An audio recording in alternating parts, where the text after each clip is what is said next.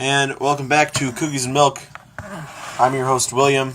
I'm your host, Ben. It's episode 51. And we're here talking about Ben's topic. The concept of fun. I thought that'd be nice. So, there's a saying by some professional Magic player is that there's a set amount of fun to be had in any given Magic game, and I want to have all of it. Uh-huh. Which relates to all sorts of things. And I mean, like, almost literally everything that can be described as a hobby or, like, a fun thing that multiple people can do. Right. I want to have all of it goes for a lot of things. So, the idea of multiplayer games, of party games.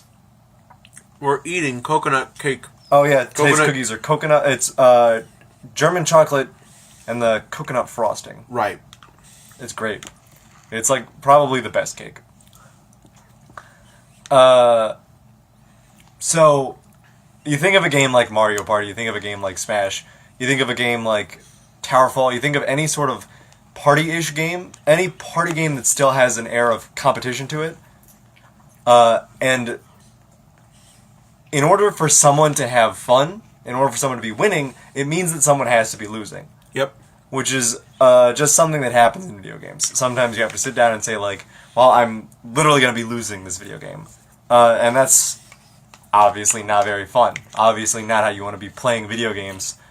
But sitting down and playing that game, you make like a contract with everybody else in the room that this is what you guys have decided to do. This is how things go. And it's a difficult thing for video game developers to balance that. To make it so it's fun to lose in. Towerfall is a great example of this when it shows off the, is it hair? About a hair? It's like eggshells. Oh, and the cake? Yeah. Instantly a 1 out of 10. Oh. Ruined the whole thing for you because you've had it at the very end. Yeah. That's annoying. You're still eating it. It's already done. But, Anyway, podcast is over. oh man.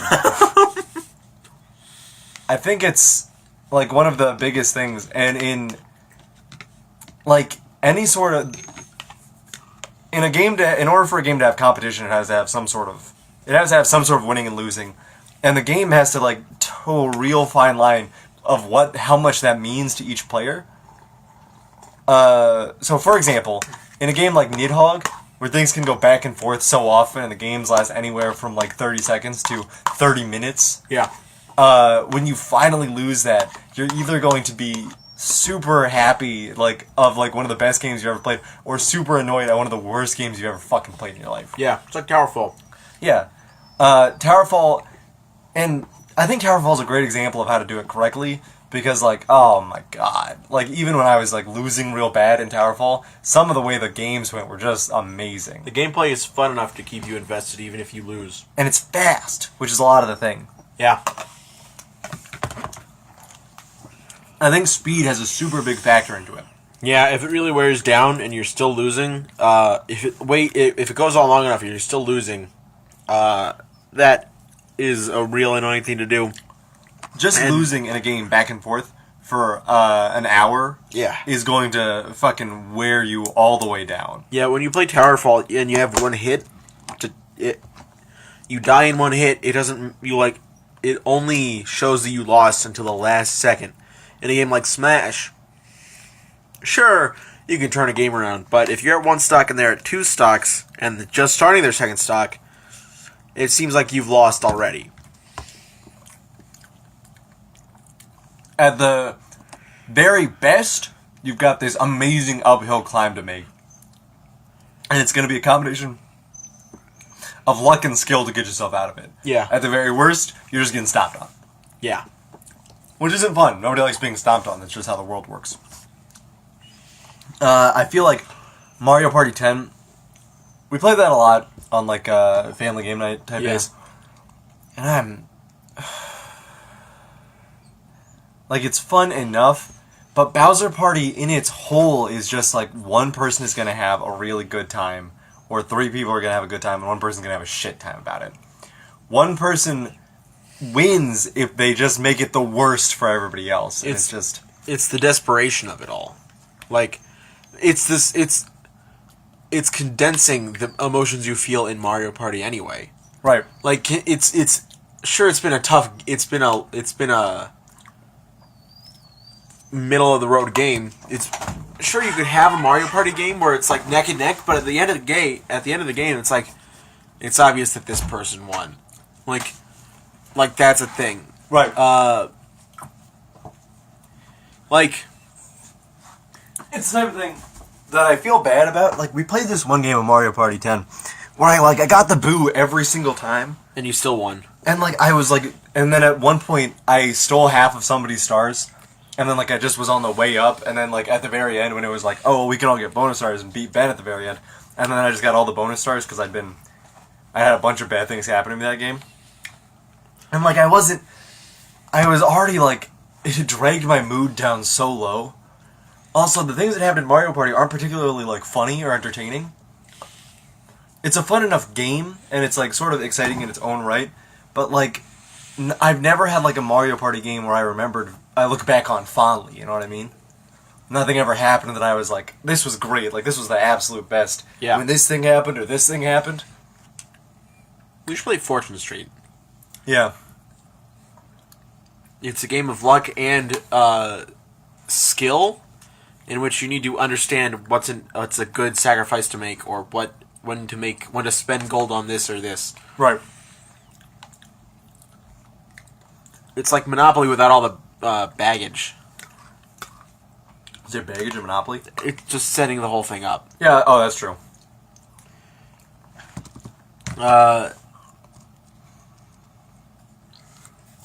Okay. So that's the question. Since we're talking about Mario Party, do you think the car makes Mario Party worse? A little bit. I feel like it takes away players' autonomy. You know, there's a little bit in Mario Party where you're rolling the dice and deciding where you want to go on the map. You're deciding when you want to use your items to move this and this and this. The car, what's the word? It condenses it. Yeah.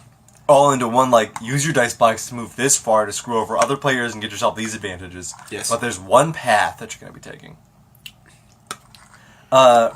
It's the same. At the same time, you could take a certain path. There are other paths, and you can take a certain path to have the ability to screw over a player. Right. Like you can take a positive path to attempt to rush through it and get all the bonuses for yourself. Or put you on a negative Or path. you could start on a negative path in order to screw over those people. But that's the sort of thing when you end up in a bad path in older Mario Party games, it sort of felt like it was your fault. Right. When you end up in a bad path in Mario Party 10, you know whose fault it is. And that's not to say nobody ever gets your ire in old Mario Party games, because there were things to make that happen. Right. But it all felt like either random chance or very purposeful. There's no and I guess that's Mario Party 10 made a good decision. I feel like it changed up the gameplay and it made it faster. Mm-hmm. And it added in Bowser Party, which for all intents and purposes is fine. I see it as a game. But there's also Amiibo Party, which is a smaller version of a normal Mario Party game. Right. I've never looked into that. It's all right. It's just if there were minigames in it, that'd be good. But I don't know if there is. And don't get me wrong, there are really good times in the game, but it feels like they're few and far between. Yeah. It feels like they're good times because there are so many bad times. I thought of a metaphor for comparing Mario Party 1 through 8 to Mario Party 9 and 10. In Mario Party 1 through 8, you're all in the ocean. And you're all on your own little ships with a cannon on it. And you're all trying to shoot each other down. Right. While also swerving to pick up some chests with coins in it and stuff. In Mario Party 10, you're all drowning. And you're just trying to push each other down. Right. In order to get that sweet, sweet air. And I'm not saying I'm not making it seem like, oh, you're trying to get out of a bad time while you're having a fun time in the earlier Mario Parties. That's the only thing I could think of. Right. And it's not bad, per se. It's just a different game. Like, Mario Party was always pitting you against other people. But after Mario Party and Mario Party 9 and 10, it's legitimately like just that. It's Yeah. like, these are your fucking enemies. You gotta kill them somehow. Yeah. Throw them out of the car. And Bowser Party's that to an even higher degree. Like, it forms a sense of camaraderie between the three or four people in the car. But then it's like, either the 4 people in the car or the Bowser player are gonna have a real shit time. Yeah. It's fun enough, because I mean, other people seem to like it. It's just like it's sort of drained on me after a while. I mean, with Bowser Party, the way I see it is in Bowser Party, you're running for Bowser. You're not supposed to be having like, oh, just a chill time. You're supposed to be scared. Yeah, Like, that's the whole point. gets a great sense of that. And that's where the Bowser player gets their enjoyment, because it's like, they are afraid of me. I'm causing them stress. Yeah, And then, like, there are moments when the Bowser player deals a bunch of damage. Like, the car team never gets anything from a minigame. They get to survive. yeah, They're operating at a neutral or a negative. If they get hit, they have to earn their way back up to the into the neutral. Unless they get a lot of hearts, which that is luck. yeah. I've never seen that happen. They can get enough to the point where you can say a neutral enough to where any heart gives you a positive. Right. But it doesn't mean it's the cunningness of the Bowser and the survivability of the players. Like, in all of the Bowser minigames, most of them, you have to be quick and smart. And it's the same for all players fighting Bowser. You have to be not resourceful. You can't use resources in... A lot of times, it's just you have to be lucky. I mean, There's a couple of them, to be sure, where you have to be skilled at what the game is. like in the Bowser Bullet Train, where he shoots bullet bills at you, it's a slot machine. So it's random on that end, but you can still try to get for people. Right. And if you... Sometimes having one player out is a good thing, because those are just bum bullet bills. They just go straight. They don't target anyone. Right. And it's less people to run through. Right. You, some minigames get way easier when there's only one person, and some of them get way worse. Oh, yeah. And sometimes it's just a game where Bowser can get the best thing ever, or the players can get the best thing ever, and that's Bowser Bingo. I get sort of excited when I see Bowser Bingo, because there's just a little chance that I might just lose one heart, or no hearts at all, and the Bowser won't get anything from I think what I gotta start doing in Bowser Bingo is just going all in on the one that's like 8 around and 1 in the middle. Maybe. It'll really help out. You'll only take 4 hits. If it gets the 8 around, Oh, yeah. you'll take no hits if it gets the 1 in the middle. Sometimes he'll just roll 5 bombs. Bowser Bingo is like the epitome of luck, though. Because that one can go from, like, it doesn't matter how skilled you are, it doesn't matter how many hearts you've been saving, you can lose it all. And someone literally has to lose something. Yeah. Every other game, if you get a squad of, like, the best people in the world, you can lose nothing. That's true. In Bowser Bingo, somebody has to lose something. Also, it's like... So, I always feel bad when... my playgroup has this rule that they refuse to follow. I have this rule in my playgroup. You can't complain until you're dead. Yeah, I can see that. Because we played today. I was playing a life gain deck, and I got up to 125 life. And then you died. And they were like, it's impossible. Like, we can't ever beat you. And I was like, don't say that. Right. Because it's happened before, and it'll happen again. And then somebody was like, whenever I gain life, you lose half your life, and I gain that much life. Yeah. And then I just died. I went from 100 to dead in, like, seconds. Yeah, exactly. And then it was like, because it's the worst thing in the world where when you're complaining a bunch, you're like, this is absolute garbage. And then you win and you're like, oh, what was I so mad about before? Yeah. And it's an equally bad feeling when you're having a bad time and it's the absolute garbage and then you lose. So Yeah. you were correct the whole time, and it's like... Which is what Bowser Party always feels like to me. I have a bad time until the very end when... Oh, we win! Great! It's like 15 seconds of, awesome, we did it, that was great, and for the 20 minutes of bad time.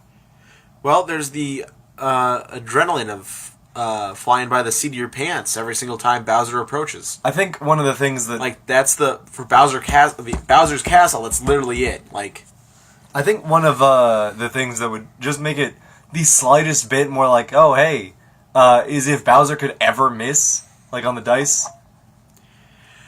that's another way, yeah, like, you gotta get lucky on the dice rolls. It's, so you have to move that distance, but then if Bowser doesn't catch up to you, they just get to reroll. So what the fuck was the point of rolling the dice? Just say he gets there. Yeah, well, that's another thing. If there's a big distance between you and Bowser, like, you're rolling 4 dice.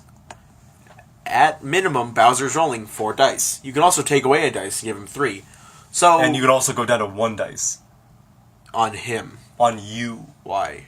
If there's only one of you. Right, car. exactly. But they give you, Your allies give you... more dice. Even at maximum, you're rolling, what, 12? What? If you get a double dice, the maximum you can roll is 12. Right. Well, that's another reason why to stay up. Also, it's not like you lose them forever. You get a heart. Everyone gets that heart. Oh. And if you have a lot of slow dice built up, or a lot of 4, 5, 6 dice built up, still a lot of dice. Yeah, I mean, like, it's... You can roll 24 spaces at maximum if you all roll a 6 on a 4, 5, 6 dice. When is that going to happen? It happens a lot better if you have all 4, 5, 6 blocks. Well, that's... There's so much luck to And you've it. seen times when Bowser can't re-roll successfully. It's like... It's one of those things that happens so... so few and far between, but when it does happen, it's a great feeling. It's so, like... It's such a, like, a breath of fresh air. I feel like we've talked about this before. Like, No, I'm thinking of a different thing. I was thinking of Dark Souls. Oh, yeah? We had a conversation, like, a long time back about Dark Souls, and it's like, one of the things people like so much about Dark Souls is that feeling when you finally get to a bonfire. You've been running through this whole area, and you finally discover a new thing, and you get to light it, finally. Yeah. That hard work pays off. Culmination of all your efforts. My PV. My cookie. They're asleep. They're sleeping dogs. Gotta stop doing this. Yeah, you do. Been taking pictures again.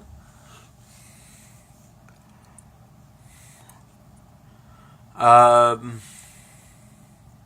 don't know what I'm trying to say here. Yeah, I don't know what you're trying to say. Like, I think I'm talking just to talk about something. that relief you feel when you succeed at Bowser Party. Like, look at the players on the screen. Like, look at the characters on the screen.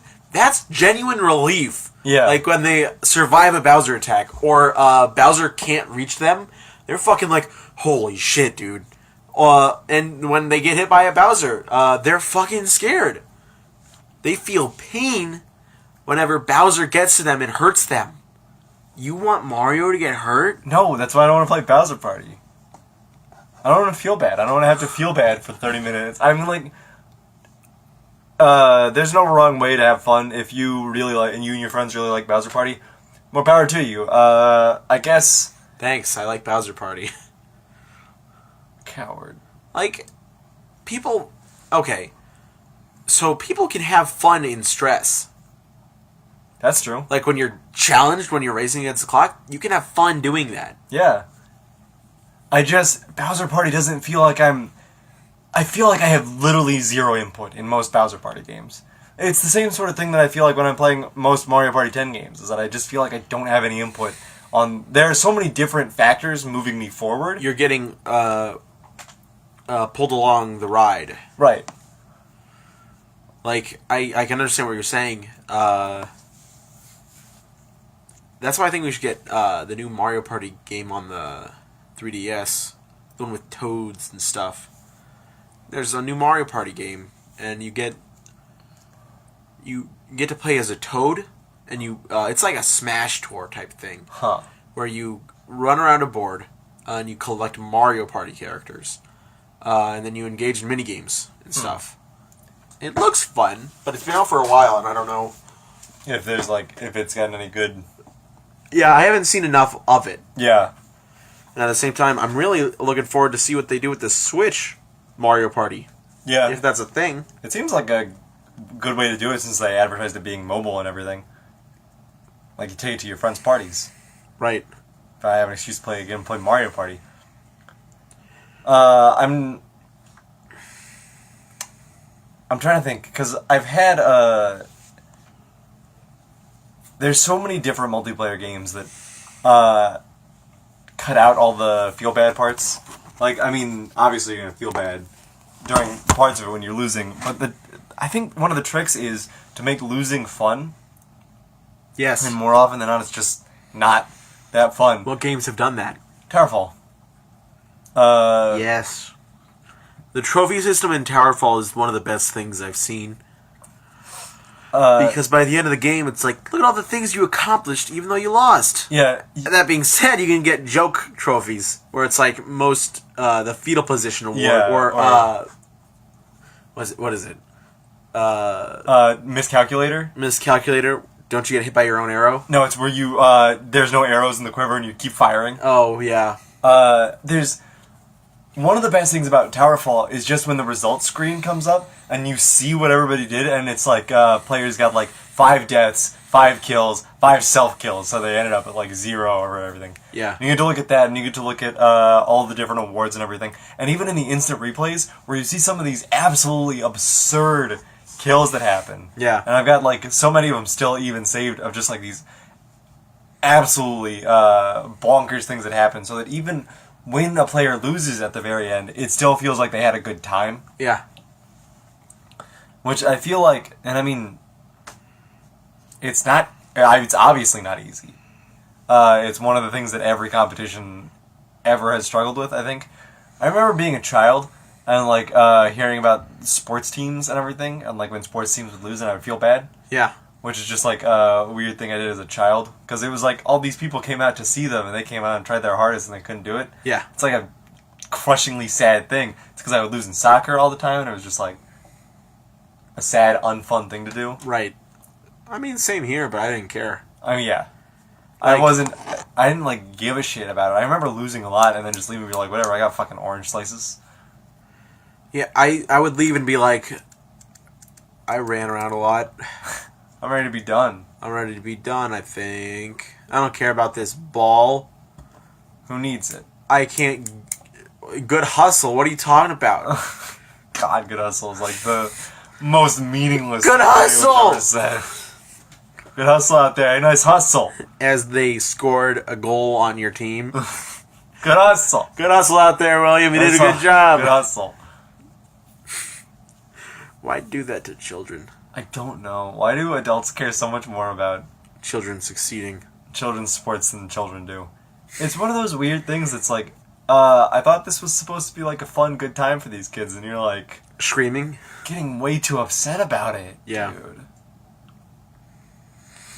But, like, imagine what would happen. Like, you can't call someone out in that regard, in that instance, because if you call them out, their whole family's there.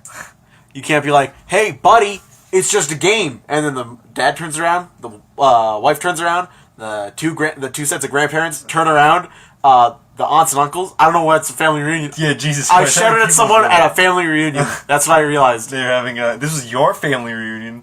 They were playing soccer, and someone was like, "Hey, nice job, nice hustle," and you were like, "It's a game."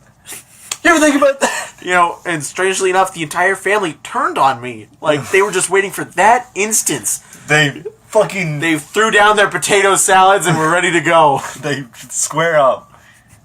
They all squared up and punched me in the You're out of exact the same will. place in the jaw. Will, you're out of the will. All of us. All of our wills. Every single one of them, even the ones that are younger. Even than my you. baby cousins would tell me I'm out of their will. They couldn't talk yet, but they said you're out of the well. Huh. They did kick soccer balls at me, even though it was a football event. They brought out soccer balls.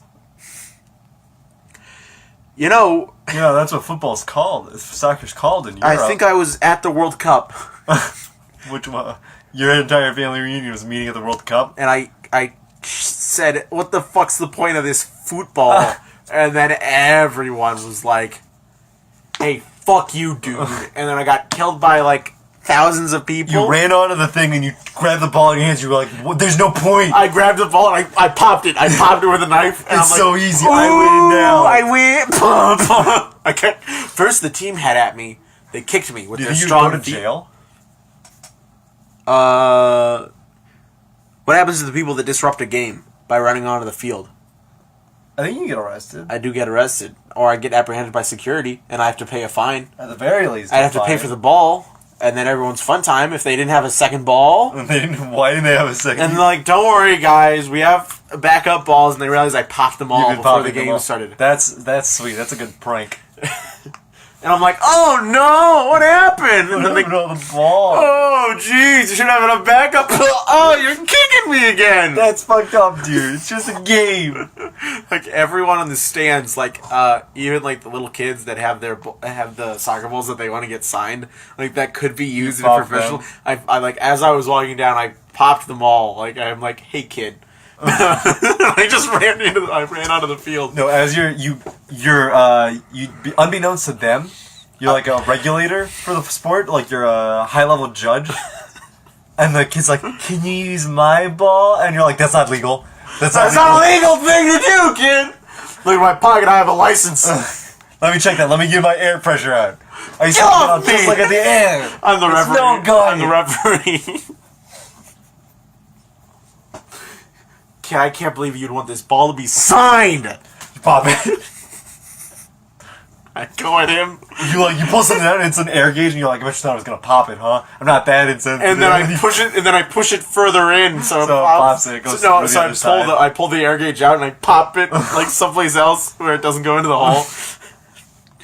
Looks like this one's flat too. Then I'm put to death. That one's just so mean. Everyone in the world wants me dead at that point. You're on the big screen. Fucking jackass ruins soccer. That's what the At a every news foot- headline. Fucking jackass ruins It's me soccer. with the air gauge and the ball. Like deadpan expression staring at some child as you just stab it. That's my wanted poster. I get out of jail. You're relieved. You can deflate anything. You deflate the prison bars and you walk through You them. think a bouncy house could hold me? That's my quirk. I can pop anything. Ooh. Isn't that a devil fruit? I think so. I turn anything into a balloon. No, they explode. They can explode anything. Oh yeah, that Including is. their That's own the pop flesh. fruit. That's what Gladius has in Dressrosa. Yeah, we took that one out of the game. Did you? Yeah, of course. Why? What the fuck, dude? You can explode your own limbs and not grow them back? I think he. Why doesn't he? I think he can. It didn't say anything about doing that in the wiki. He's ready to blow himself up at the end of the Dressrosa arc, and he survives. That's just how it goes. Like I think he. I think he's able to regrow his arms. Because like his main thing is him ballooning his arm, like his forearm, and he still has his arm. Like I imagine that's that's an attack, but he gets it back. He still has that arm. It's gotta be like super painful. I don't. I mean, like at some point it must be, but with Gladius, I don't know if it is. Like, because he must have learned how to do it. Yeah. Anyway, I am on the run from the cops. I bit my lip Oh, when I was eating this morning, and it that is hurts. a shame. Hurts real bad. Still now? It hurts bad, yeah. Eat I bit it anything- real bad. You eat anything salty? Why would I do that? And I don't know. Like Does that hurt it? I mean, salt in a wound. Yeah, rub salt in a wound. Have you ever heard of that? No. I've heard, like, rub dirt in the wound, it heals it. No. Rub dirt in the wound, you get infections. That's what the soccer people tell you. They say when you get hurt, they say rub dirt in it. All right, Ben, rub dirt in it. Get out there. Give us some good hustle. Give them hell. Give him hell. I've never heard our father shout as much as he has. There are very few times when our father has ever shouted. The majority of times has been at a soccer game. Probably number one, sporting events. Yes. Number two in the car. Number 2 in the car. Top 5 screams. Top 5 I don't think about angry. This. We're painting our father in a light he doesn't deserve to be painted in. I mean, like, the statement is like we've never seen him yell as much as he does when he's there. Right. Otherwise, he's like the quietest dude. Or I don't know if the quietest. The trick is to not care as much. Yeah. I think that's one of the big. But things it's hard to do when you're putting in effort. I think that's one. Yeah. As soon as you're like putting in effort into something, you obviously care. Time, effort, cash in some cases. Cash. Money, cash. Once you put all these things in, you're asking, this is a thing that you've put effort into, and then you're just like, hey, don't care about it that much. Also, having ADD is terrible for if you're not interested in soccer, because in the middle of my soccer career as a child, like I didn't lose every single match I ever played. It was a rainy time, and everything was kind of bluish, and I had recently watched Lord of the Rings, specifically the Two Towers, and I'm like, oh, Just like that. it's just like Helm's Deep. This is so cool. And it's like I wasn't fucking paying attention at all. I'd be like, I'd run a bit and stuff. I'd try to kick the ball. Don't know why they didn't put me on goalie. I was on offense. Goalie is the worst position for you then. What are you trying to... No, I was okay. If I can catch it, I was not good in any position. I don't know why they... I was going to say, you're describing you can't even look at the ball. I'm on offense, I can't run fast. I'm on defense, I don't have quick reflexes. I'm on goalie, absolutely not. I was the most attentive when I was goalie because I had one thing to do, and that was not running. You just had to sit there and look at the ball. Yeah. I guess that's fair. I was actually talking more about the video games. Ugh, hold on. Can I just say how much I fucking hate games like Rocket League and Lucio Ball? Because it takes away, there's so little control over the goddamn ball. Yeah. In Rocket League, it's like, oh, I hit it, I rush into it, and I gotta hope it goes someplace I like. If not, that's going near my goal or like up in the air where the enemy team will have a free shot at it. In games like simulate soccer better, guys. In Lucio Ball, it's like, oh, I hit it. It's going back and forth. Like there's no real ground to do. It's a free ball. In games like Super Mario Circus Charged, the best soccer game ever, Unquestionably. because you have control over the ball and you know what you're doing with it. I think that's the point of Rocket League, though. Why? For the same reason as Bowser Party and Mario Party. You just throw your thing into the ring, and you hope it works out. But Rocket League is so much more skill-based. It wants it to be skill-based. Yeah, there's the dash mechanic in Rocket League, and 90% of the time, when I double jump dash towards it, I just double jump, and it's just like, what? Then what the fuck is the goddamn point Like, of it? our little sister likes Rocket League, and she's played a shit ton of it. How do I don't know if I'm on, like, if I go against her, what's the deciding factor? How does she know how to control a random ball more than me? I don't know. So it's literally just like, hope that shit works out. Like, I guess understanding how to push in certain places and stuff like that.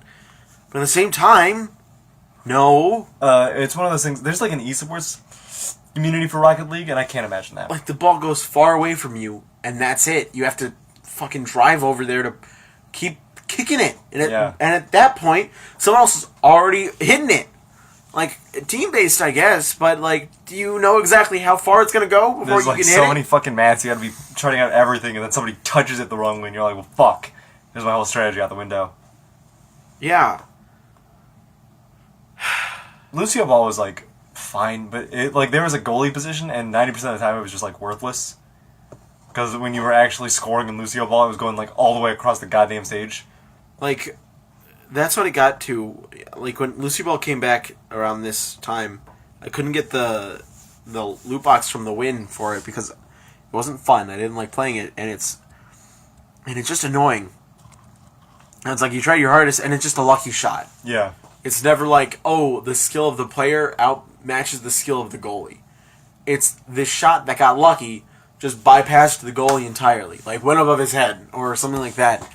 And, like, with Lucio Ball, like, if the if the ball got in between the goalies, like the goalie would hit it straight ahead, the other goalie on the end would hit it straight ahead, and you go back and forth for like that. Ugh. I don't like it.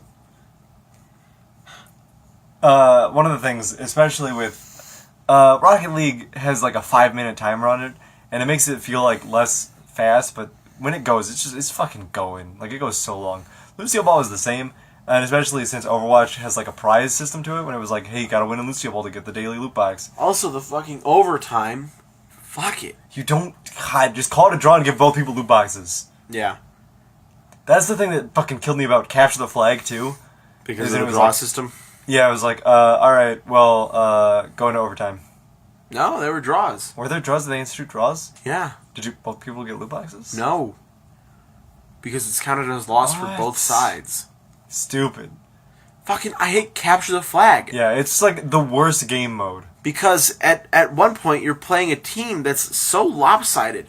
Like, there's one person defending the point, or everyone's defending the point. Yeah. Like, if I'm Torbjorn and I'm watching my team lose a point, I can't do anything. Yeah. I've already set up on my point, and my team is a soldier, a Reinhardt, and some other second offense hero, because they don't know how healers work, and they're losing to a fucking team that's just waiting.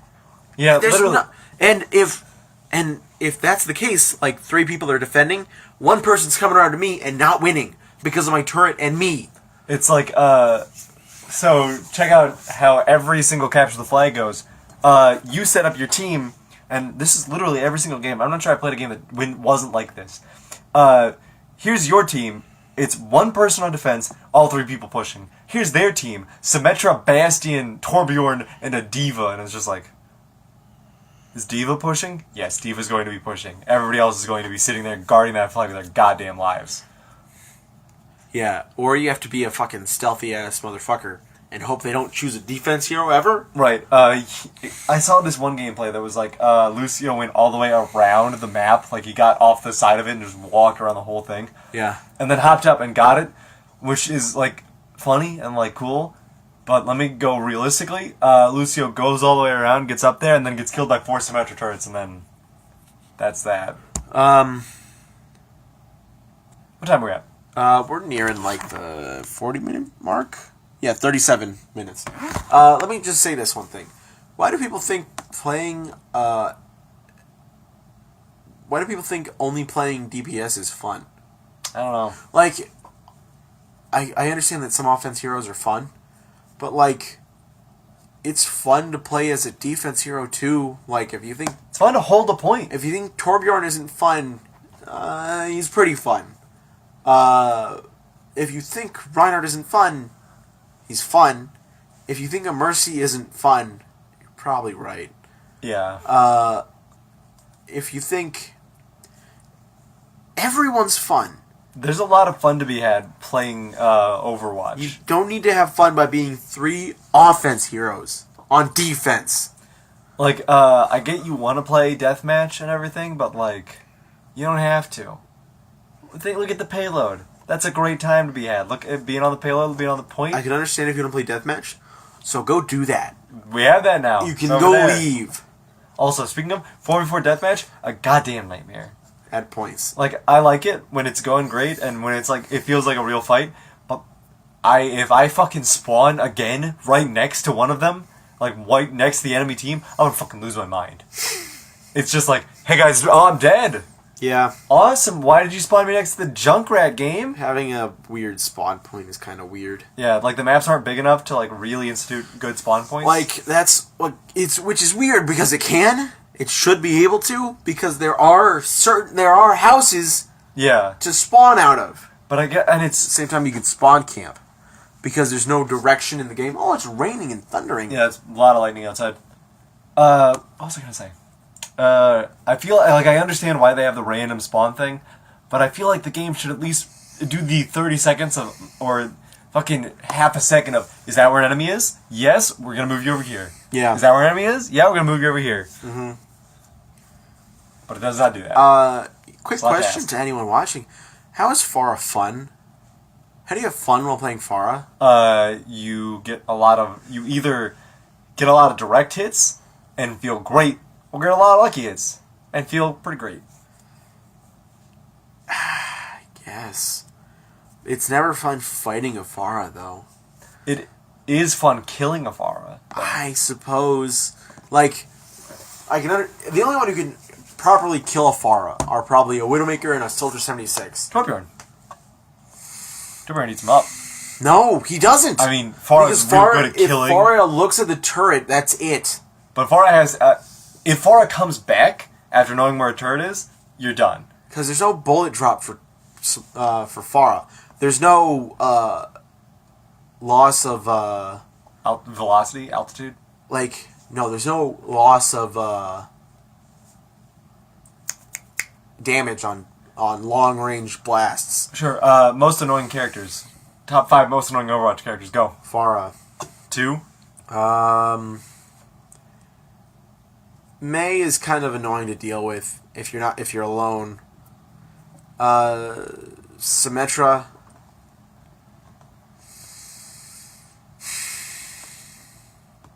Tracer. Fucking, yeah, absolutely Tracer. Mine is Tracer 5 times. Yeah. Sombra. Yeah, that's true. Mei and Diva are up there just because there's nothing quite as shitty as like reeling one in and then they ult and it's just like, okay. Yeah. Guess I'm a fucking idiot. For this one. Yeah. And even like, because Mei and Diva, once they're like ulting on the point and you understand it, it's fine. It's like, it's easy enough to dodge. But if you like spring up on a Mei and they ult and then freeze, it's just like, because I'm a fucking idiot then, huh? Yeah. But Tracer... Unless you're Orisa. Oh, yeah. And you're just Orisa's like, guess you're so a fucking great. idiot, huh? But Tracer, oh my god. What do you do? It's so annoying to fight a Tracer because it's like, oh, I have you about to get in my hook. And she's like, oh, but I'm gone. I'm gone immediately. I've teleported halfway across the stage to kill you. And it's like, what's the time on that recall? And it's like fucking 7 seconds. And I'm like, fuck you. That being said, Should be longer. I've never seen so many wasted ults As for Tracers. than a Tracer. Because also, they think they need to... Like, this Tracer... I was fighting a Tracer in Deathmatch. And I was Roadhog, and she was shooting me a bunch. And she missed with her ult. And then killed me with her gun. I was at like 20 health. So I'm like, ult. understand health bars. You can see it as I'm being hit. You didn't need to throw it across the table and miss. There's nothing quite as satisfying as like a Tracer throwing their bomb on you and your Roadhog and you just tank it. Yeah. And you're like, alright, let's get back to it. Yeah. Just ate that. That being said, Tracer should be the one thing Roadhog can still kill. Yeah. Hook to so kill. Small. So, 150 health. Like, she should die from a Roadhog hit. That's the whole point of Roadhog's hook. Yeah. But I guess not. Yeah. Other annoying characters. I've got Tracer up there 5 times. I feel like... I